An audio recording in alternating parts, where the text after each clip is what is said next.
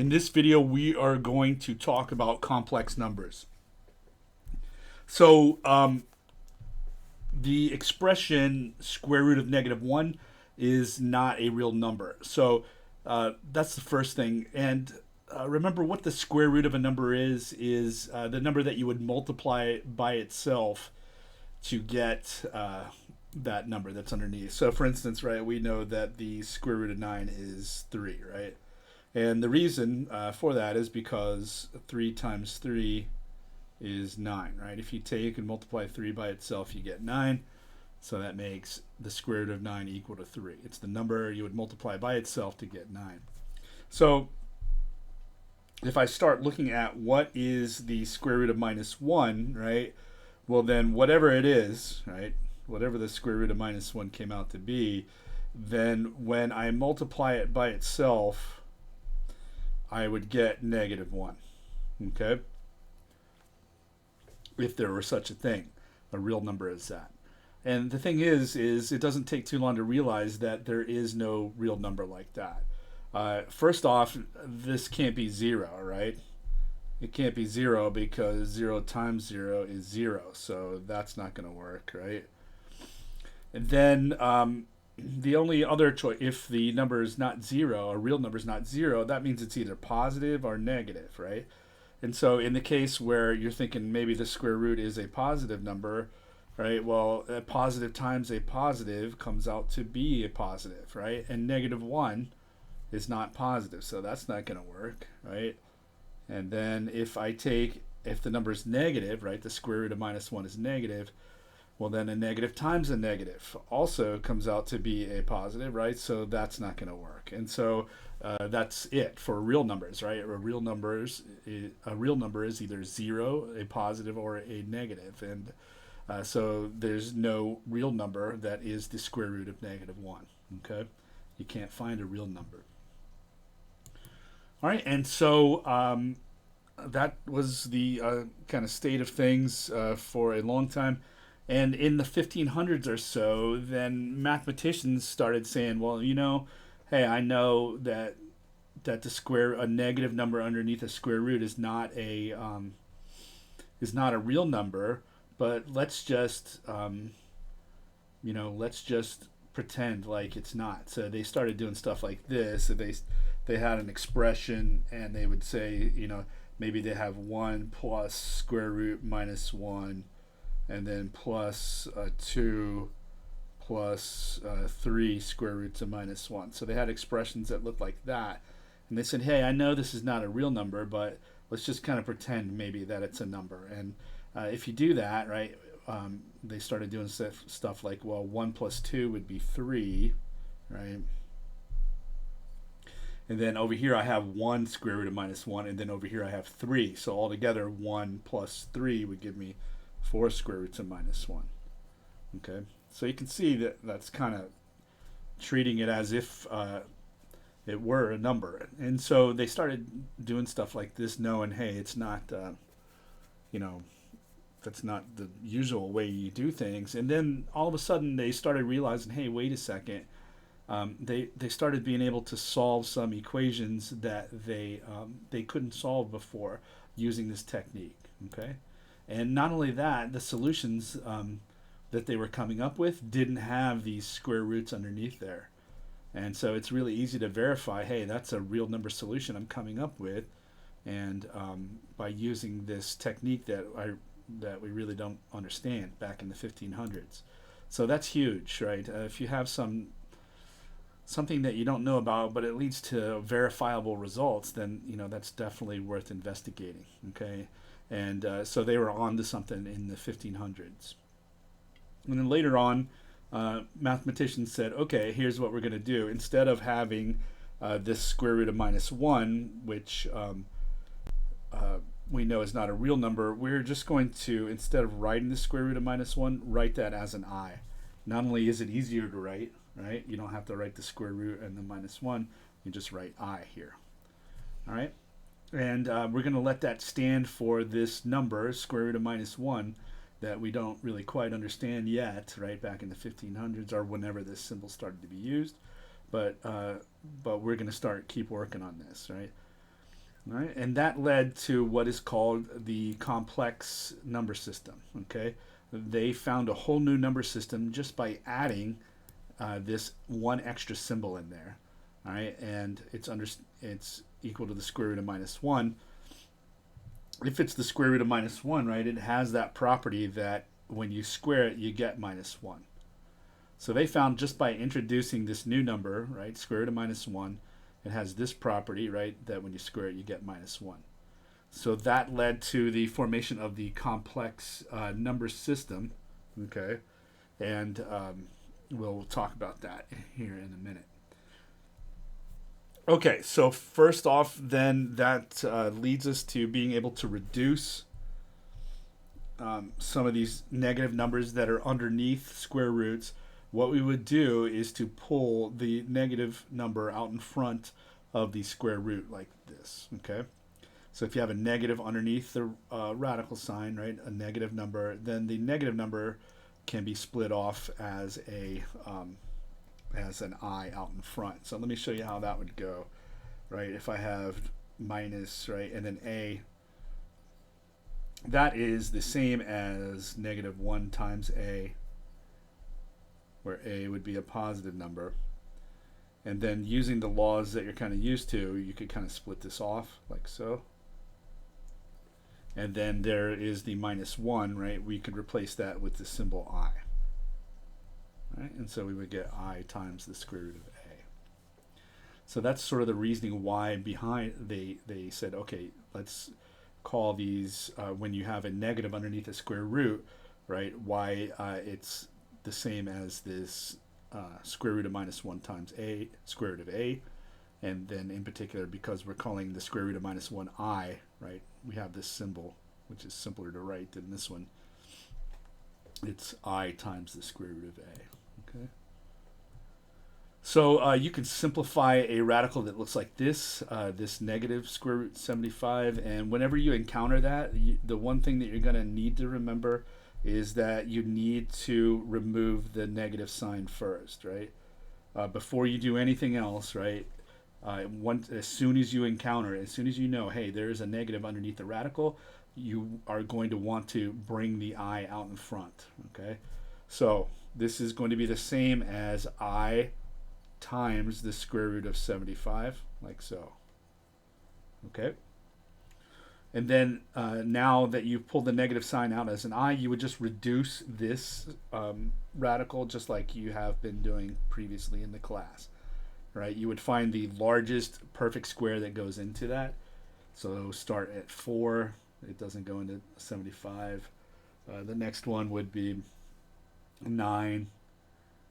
It doesn't go in. 16 doesn't go into 75. 25 would be the next one, and that definitely goes in, right, to 75. That would be 25 times 3, right?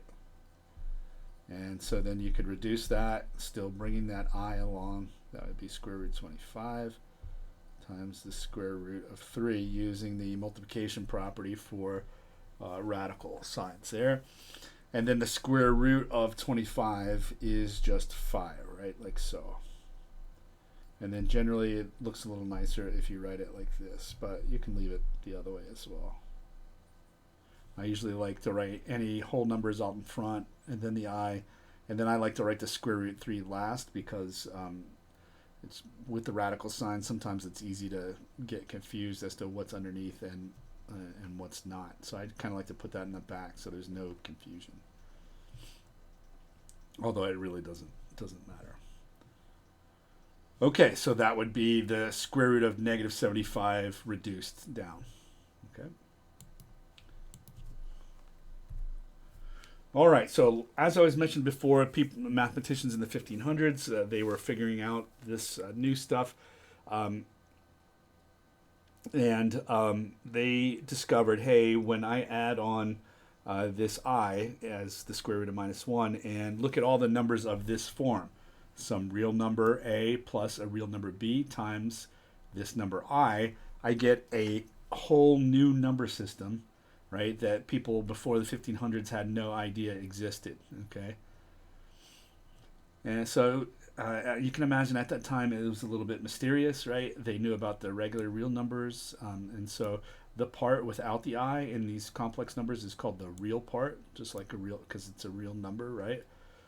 And then the part with the I is called the imaginary part, or the number with the I is called the imaginary part of the complex number. And imaginary just comes, from the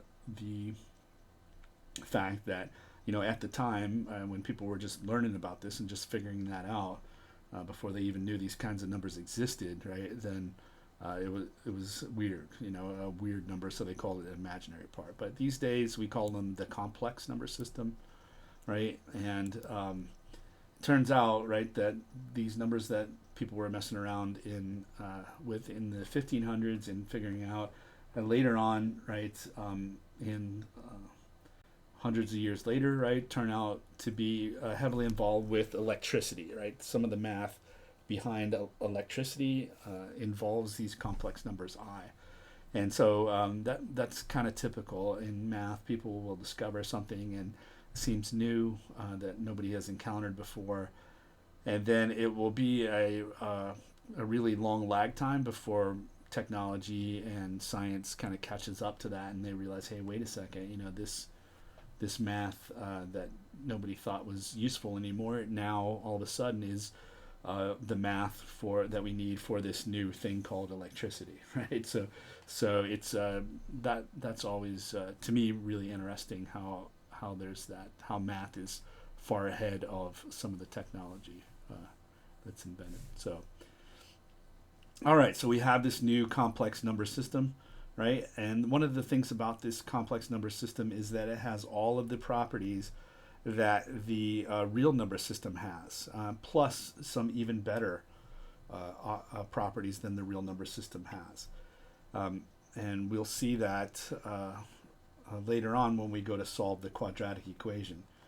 The quadratic equation has some solutions that are complex numbers and not real numbers. They have i's in there in some of the numbers, and and that's because the complex numbers are what are called algebraically complete. That means that they are essentially the best number system that you can use for algebra, because you can solve all of the polynomials with real coefficients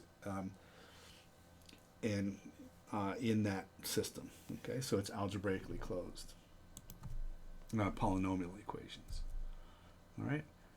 Just like with any types of numbers that you learn, right? When you first learned about the whole numbers in elementary school, you learned how to add and subtract them and multiply and divide them. And then you learn fractions and how to add, subtract, multiply, and divide them. Same thing with decimals, right? It's the same thing with complex numbers, right? We want to add and subtract and multiply and divide those. So here we want to go ahead and add these complex numbers, 5 minus the square root of minus 12, and then minus 9 plus square root of minus 108.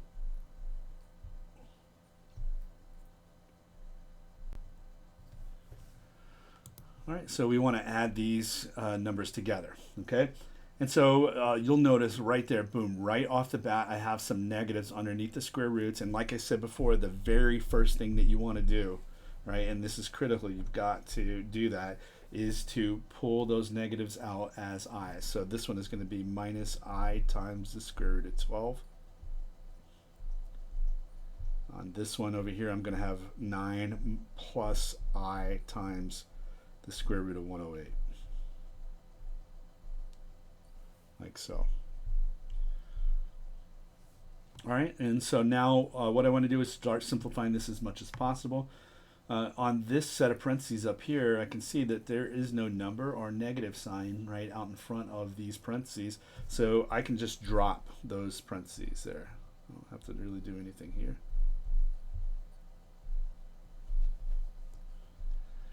This set of parentheses, though, right here, I have this negative sign in front, and so therefore that has to be distributed to both of these terms here. So I have minus 9 minus I times the square root of 108.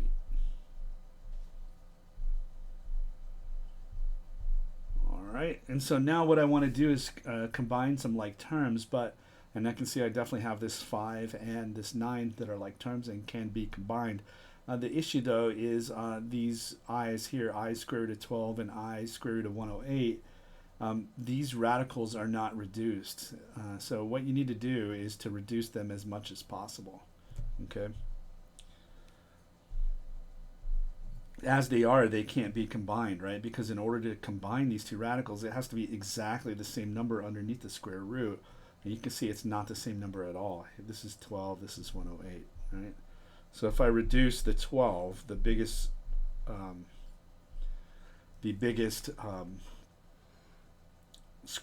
perfect square that will go into 12 is 4, right? So 4 goes into 12 3 times, so I can write it like that.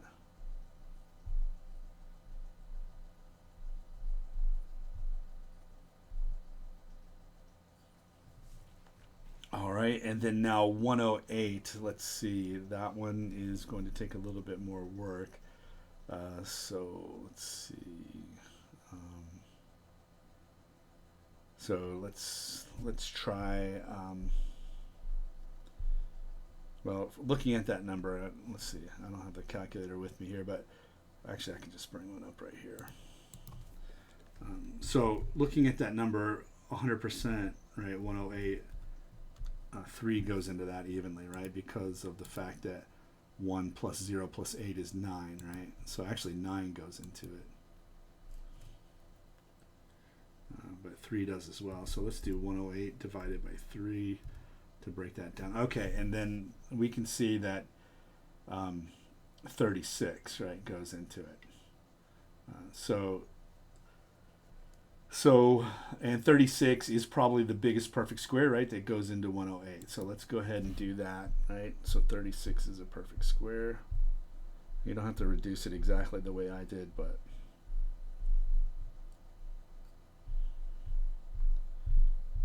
all right, and then we have 5 minus, and then the square root of 4 is 2, right? So that's going to be I times 2 times square root 3. Minus 9. And then the square root of 36 would be 6, right? 6 square root 3. All right, and now what we can see is that we have like terms here, right? We have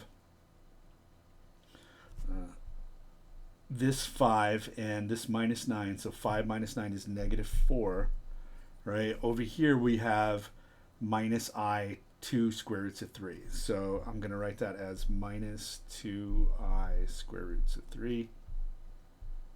And I'm going to write this one as minus 6I square roots of 3, like so. And you can see that these are exactly the same. I have the same number underneath the square root. I have the I, right? So these are like terms. And the way that you combine like terms is to combine the numbers out in front, right? So when I do that, I get minus 4 minus 8 I square roots of 3, like so. All right, so I have minus 2 minus 6 gives me this minus 8 here. So minus 8 I root 3. All right, and that is it for this, this problem. All right, we're going to take a break right there, and then we are going to put the multiplication and division in separate videos.